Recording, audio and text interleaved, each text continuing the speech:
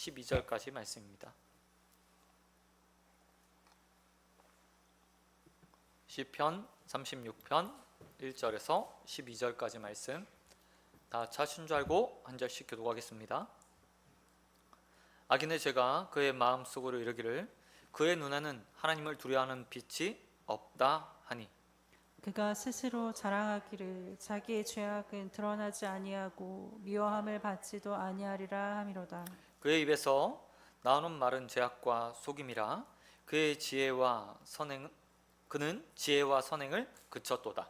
그는 그의 침상에서 죄악을 꾀하며 스스로 악한 길에 서고 악을 거절하지 아니하는도다. 여호와 주의 인자하심이 하늘에 있고 주의 진실하심이 공중에 사무쳤으며 주의 의는 하나님의 산들과 같고 주의 심판은 큰 바다와 같으니이다. 여호와여, 주는 사람과 짐승을 구하여 주시나이다. 하나님이여 주의 인자하심이 어찌 그리 보배로우신지요. 사람들이 주의 날개 그늘 아래 피하나이다. 그들이 주의 집에 있는 살찐 것으로 풍족할 것이라. 주께서 주의 복락의 강물을 마시게 하시리이다. 진실로 생명의 원천이 주께 있사오니 주의 빛 안에서 우리가 빛을 보리이다. 주를 아는 자들에게 주의 인자하심을 계속 베푸시며 마음이 정직한 자에게 주의 공의를 베푸소서. 교만한 자의 발이 내게 이르지 못하게 하시며 악인의 손이 나를 쫓아내지 못하게 하소서. 악을 행하는 자들이 거기서 넘어졌으니 엎드러지고 다시 일어날 수 없으리이다. 아멘. 아멘. 아멘. 오늘 말씀 가지고 하나님의 날개 그늘 아래 피하나이다. 하나님의 날개 그늘 아래 피하나이다 라는 제목으로 말씀 같이 나누겠습니다. 오늘 시편은 하나님의 도움을 구하는 시편으로 알려져 있습니다. 그리고 오늘 본문은 총 세 부분으로 간략하게 나눌 수 있습니다. 1절부터 4절까지 악한 자들의 실체, 악한 자들이 어떤 모습으로 살고 있는지에 대해서 이야기해주고 있고요. 두 번째 부분은 5절부터 9절까지 하나님을 향한 찬양의 내용이 나와 있고, 마지막 세 번째 부분은 10절부터 12절까지, 그러니까 도움을 구하는 하나님을 향한 청원, 간구의 내용으로 이렇게 나누어져 있습니다. 먼저 1절 말씀을 보면 주인공이 처한 환난, 정확하게 말하면 악한 자들의 실체의 모습들이 어떤가, 시인의 주위에 있는 악이 어떤 모습인가에 대해서 오늘 본문은 먼저 이야기해 주면서 시작하고 있습니다. 가장 먼저 시인은 악한 자들이요, 하나의 방향성을 가지고 있다고 이야기하고 있습니다. 시인이 말하는 악한 자의 모습이 어떻습니까? 1절에 보니까 이렇게 시작합니다. 악인이 죄가 그의 마음속에 이르기를 그의 눈에는 하나님의 두려워하는 빛이 없다. 다른 말로 이야기하면 한 가지 방향성을 가지고 있는데, 그게 뭐냐면 자신의 마음, 자신의 마음의 소리를 듣는다는 겁니다. 악인의 죄가 그의 마음속에 이르기를 이라고 말하면서요, 마음속에서 하는 이야기들을 듣는다 라고 표현하고 있어요. 다른 말로 이야기하면 악인들이 자신이 하나님께서부터 부여받은 자유의지, 자신의 생각들을 따르고 있다라고 이야기한다는 겁니다. 여러분, 마음속을 따라서 살아간다. 문제는 그 마음속에 있습니다. 그 마음이요, 어떤 방향으로 나아가고 있냐면 하나님에 대한 두려움이 전혀 없는 거예요. 자신의 자유의지를 따라가는 사람들이 다른 말로 이야기하면 하나님에 대한 두려운 생각 없이 반역을 꾀하고 마음의 소리를 따라가고 마음이 원하는 대로 또 마음에서 요구하는 대로 그 삶을 만들어 가고 있는 거죠. 하나님에 대한 두려움도 없으니 그 삶에 하나님의 도도 없고 법도 없고 율례도 없는 겁니다. 그리고 이것들을 마음껏 벗어나서 그 가운데 살아가는 거죠. 사도 바울이요, 이 1절의 내용 그대로를 로마서 3장 18절에서 인용하고 있어요. 그러면서 이렇게 말합니다. 죄인들의 모습이 바로 이와 같다. 모든 사람들이 다 이와 같다. 그들의 마음속에 모든 죄인들은 한결같이 한 마음을 가지고 있는데 마음을 따라가고 하나님에 대한 두려움이 없이 살아간다라고 로마서 3장 18절에 말하고 있어요. 그리고 이 모든 것이요, 사도 바울은 자유의지, 하나님께서 허락하신 자유의지에서 시작한다고 이야기합니다. 그래서 이제 칼빈도 본문 말씀 그리고 로마서 3장 18절 말씀을 인용하면서 이렇게 이야기해요. 모든 사람에게는 죄지을 자유의지밖에 존재하고 있지 않다. 마음의 소리를 따라가는 모든 사람들이 하나님을 반역하고 죄 짓는 대로 나아가는 거예요. 하나님 분명히 이 땅에 살아가는 사람들에게 율법을 주셨어요. 하나님의 말씀을 주셨어요. 그리고 방향성을 제시해 주신 거예요.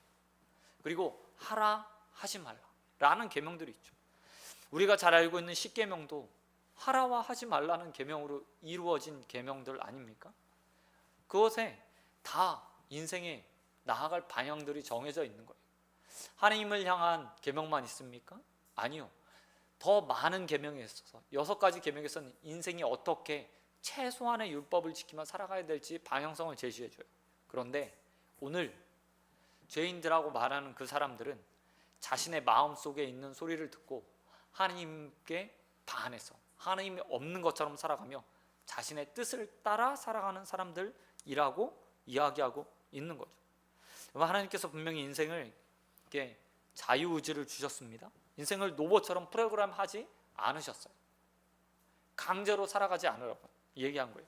하지만 아담의 타락 이후에 모든 인생들은 다 그 마음 가운데요, 죄를 품고 살아요. 그래서 그 마음의 소리를 따라가면 자연스럽게 하나님의 율법, 법도를 저버리고 하나님을 반역하고 죄를 지으면서 살 수밖에 없죠. 그리고 그 죄의 모습이 2절과 4절에 그대로 드러나고 있어요. 사람들이 마음의 소리를 따라갈 때 어떻게 살아간다고 시인은 말하고 있습니까? 자랑하면서 살아간다. 자랑하면서 살아간다 라고 이야기. 뿐만 아니라 입에서 나오는 말, 그러니까 그냥 자랑만, 입에서 나오는 말이 죄악과 악함 뿐이라고 이야기하고 있습니다.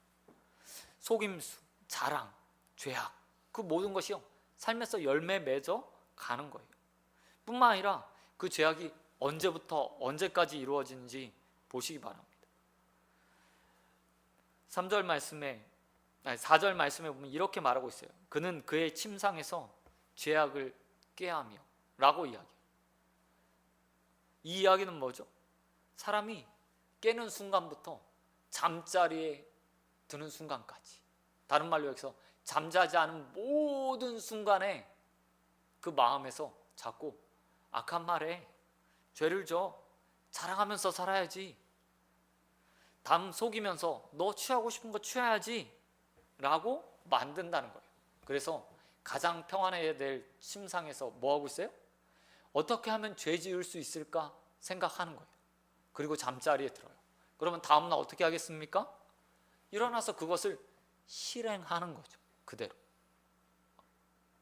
그러니 그의 인생이요, 어떻게 보면 깨는 순간부터 잠자는 순간까지, 아니 그냥 매일 매 순간, 인생의 삶의 첫 순간부터 하나님 앞에 가는 죽음의 순간까지 죄를 지면서 사는 것이 인생이라고 이야기하고 있는 거예요. 마치 죄인이었던 사람, 자유의지를 가지고 있는 이 시인이 말하고 있는 악인들의 모습은요, 브레이크 없는 자동차 같아요. 제동장치가 없어요. 그래서 끊임없이 계속해서 달리기만 하는 거죠. 어디로요? 악한 것으로, 악으로 달려가는 거예요. 근데 문제는 이런 시인이 말하고 있는 악인들의 실상이 별반 우리의 삶과 다르지 않는다는 거예요. 우리를 멈춰 세울 수 있는 것은 오직 하나님 말씀, 하나님의 율법, 하나님의 도밖에 없어요. 악한 것을 제어할 수 있는 유일한 길이요, 바로 그것밖에 없는 거예요. 그런데 우리의 삶을 잘 돌아보면 우리가 정말 말씀 붙들고 말씀을 기준 삼아서 말씀을 지키기 위해서 매일매일 처절하게 싸우는가? 거기서 어느 누구요? 자신할 수 없는 거예요. 그리고 우리도 오늘 시인이 말하는 악인들처럼 생각하죠. 어떻게 하면 내 삶을 자랑할 수 있을까? 어떻게 하면 말에서 죄악들을 생각할 수 있을까? 어떻게 하면 다른 사람들보다 조금 더 이득을 취해서 저 사람을 속일 수 있을까? 또 심상에 누워서 내일 나의 이득을 위해서 무엇을 해야 되는가? 그렇게 살피는 악인들의 모습 그대로 살아갈 수 있다는 거예요. 여러분, 오늘 하루를 살면서 어떻게 사셨습니까? 하나님이 계심을 보고, 아니 하나님이 내 삶을 지켜보신다는 걸 보고 두려움을 가진 채 사셨습니까? 하나님을 정말 두려워하면서 오늘 철저하게 하나님 닮은 모습으로, 깨끗한 모습으로 반역하지 않기 위해서 사셨습니까? 아니면 악인들처럼 마음속에 원하는 것, 속삭이는 것, 내 마음이 취하라고 말하는 것을 마음껏 취하며 사셨습니까?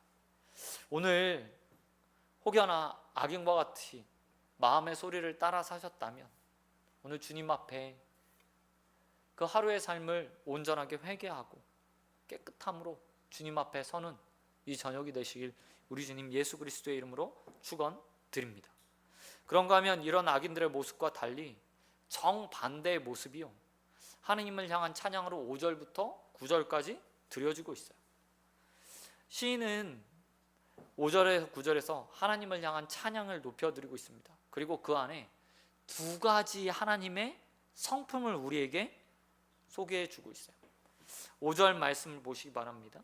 5절에 시인이 소개하고 있는 하나님의 성품, 여호와여 주의 인자하심이 하늘에 있고 또한 주의 진실하심이 공중에 사무쳤습니다 라고 말하면서 두 가지 하나님의 성품이요, 이 땅에 있다고 이야기해요. 아니, 이 땅에 나타난다고 이야기합니다. 첫 번째는 인자. 여러분, 이 인자라는 단어가요, 헤세드예요. 성경에서 인자, 인애, 사랑이라고 번역되는 히브리어 헤세드. 그러니까 오늘 하나님은 인자하신 분입니다. 인애하신 분입니다. 사랑이 많으신 분입니다 라고 이야기해요. 근데 그 인자가 어디에 있어요? 하늘에 있대. 두 번째 하나님의 성품이 나타나고 있습니다. 그것은 바로 진실함이라고 번역된 에무나라는 히브리어예요. 이거는 확고하다, 안전하다, 신뢰할 만하다, 정직하다 라는 뜻으로 번역되는 단어예요. 그러니까 하나님이 그 정직으로 무엇을 다스려요? 공중에, 하늘과 공중. 이게 우리 성경에서 말할 때 3층 천 이야기하잖아요. 이게 하늘과 공중이 또 달라요. 그러니까 그리고 또한 이 하늘과 공중이라는 단어를 통해서 하나님의 사랑과 진실함, 정직함, 신실함이 온 세상에 미치고 있다라고 표현하고 있는 거예요. 그리고 그것이 어디까지 미치냐? 6절에 보니까 사람과 짐승에게 라고 표현하면서 하나님의 사랑, 진실함, 신실함, 그 모든 것들이 세상에 있는 모든 자들에게 미치고 있다라고 이야기하고 있어요. 그리고 그것을 찬양하고 있죠. 근데 놀랍게도 신이 우리에게 한 가지 사실을 보여줘요. 여러분, 사람과 짐승에게 미쳤다라고 말할 때 악인도 이 안에 포함되어 있는 거예요. 악인도요. 우리가 신학에서 말할 때 일반 은총이라는 것이 있잖아요. 하나님의 은혜, 하나님의 사랑, 그것이 있어서요, 모든 피조물들이 그 사랑을 받고 있어요. 그 대표적인 것이 태양, 공기, 그리고 자연 만물이 움직이는 운행의 질서라는 거예요. 만약 이것이 없으면 어떻게 돼요? 태양이 없이 산다고 생각해 보세요. 공기가 없다고 생각해 보세요. 물이 없어요. 자연이 지 맘대로 움직여요. 땅에 받고 설 수 없는 거예요. 우리가 계절의 변화를 느끼잖아요. 이런 것들이 다 일반은총이라고 말하는 하나님의 인애에 속하는 거예요. 사랑에.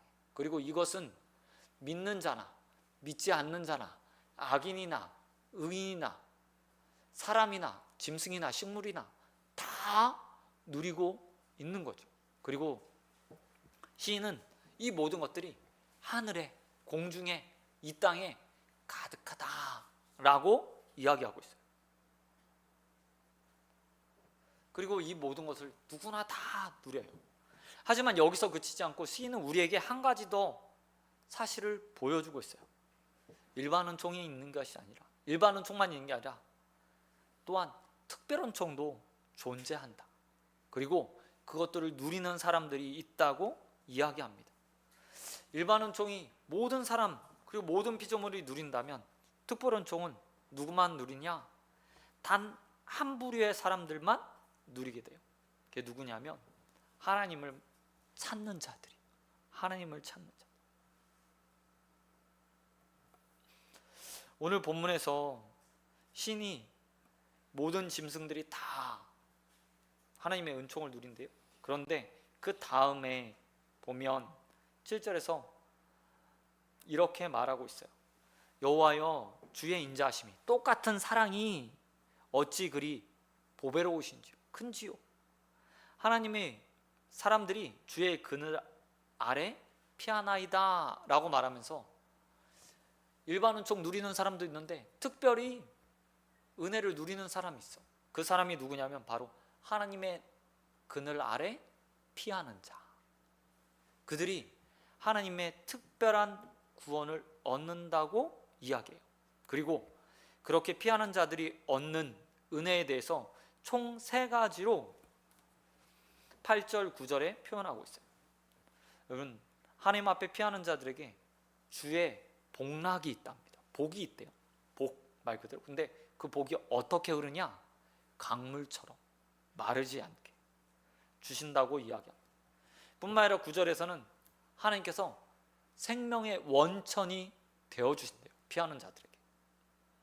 그리고 주의 빛 안에서 주의 빛을 보리라 라고 이야기하고 있어요. 복락, 생명, 빛을 주신다고 이야기합니다. 근데 여기서 말하는 복락은 풍성함을 상징하고, 생명은 보존하심을 상징하고, 빛이라는 것은 우리가 맞는 빛이 아니라 악의 패배를 목격하는 것. 빛이 비치면 어둠이 물러가잖아요. 그것처럼 삶에 어둠이 물러가고 빛을 보는 구원의 역사, 악이 패배하는 것들을 볼 수 있게 해주신다고 이야기하고 있어요. 그리고 이 특별한 은혜들은 단 한 부류의 사람이 누리는 거예요. 하나님의 날개 아래 피하는 자들. 다른 말로 이야기하면 이렇게 말할 수 있습니다. 앞에서 악인들은 하나님이 없다고 생각했어요. 하나님을 부정해요. 이런 자들이 하나님 앞에 피하겠습니까? 아니요, 그렇지 않죠. 그들은 자신의 마음의 소리를 따라가면서 악을 마음껏 행하고 그것을 통해서 자신이 원하는 것들을 취하려는 사람들이에요. 근데 반대의 사람들이 이 땅에 존재하는 거죠.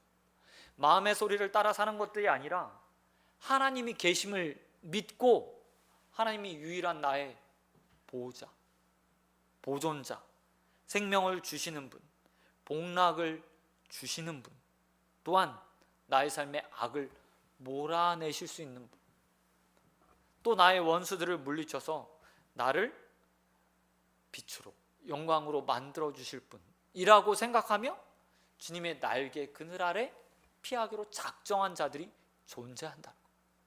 그리고 그들이 특별한 은혜를 누린다는 겁니다.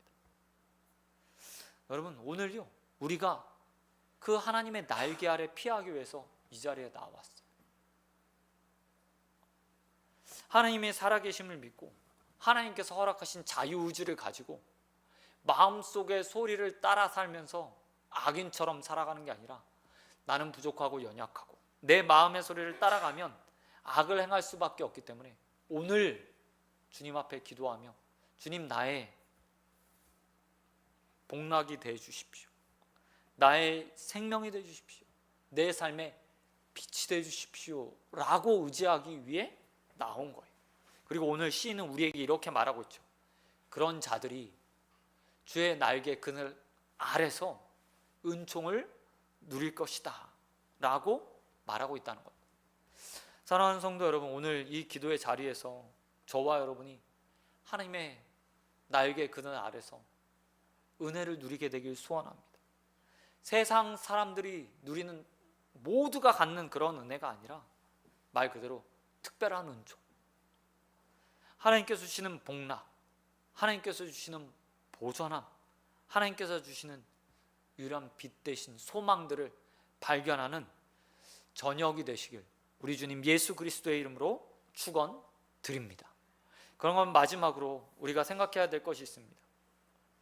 여러 번, 아니 시편에서 우리에게 굉장히 많이 강조하는 것이 있어요. 그것은 언제나 기도가 개인에서 끝나는 것이 아니라 공동체와 함께 하는 기도, 누군가를 위한 기도로 나아가야 된다는 거예요. 여러분 9절에서 보면 시인이 주어로 어떤 단어를 사용하고 있냐면 우리, 우리의라는 단어를 사용하고 있습니다. 그리고 10절에서는 주를 아는 자들이라는 복수형을 사용해요. 그런가 하면 11절에서는 나를 이라는 단어도 동시에 사용하고 있어요. 시인에게 있어서 특별히 다윗이잖아요. 다윗에게 있어서 자신의 삶도 뻑뻑하고 어렵고 힘든 부분이 있어. 그런데 시인은 언제나 나만 생각하는 것이 아니라 더 나아가 공동체, 함께 신앙생활하는 자들, 또 의인이 되어서 악인의 삶을 선택하지 않고 하나님께 피하기로 작정한 다른 사람들을 위해서 함께 기도해요. 그리고 우리에게 빛을 보이셔 주십시오. 나와 같이 하나님을 선택한 자들에게 빛을 보여주십시오.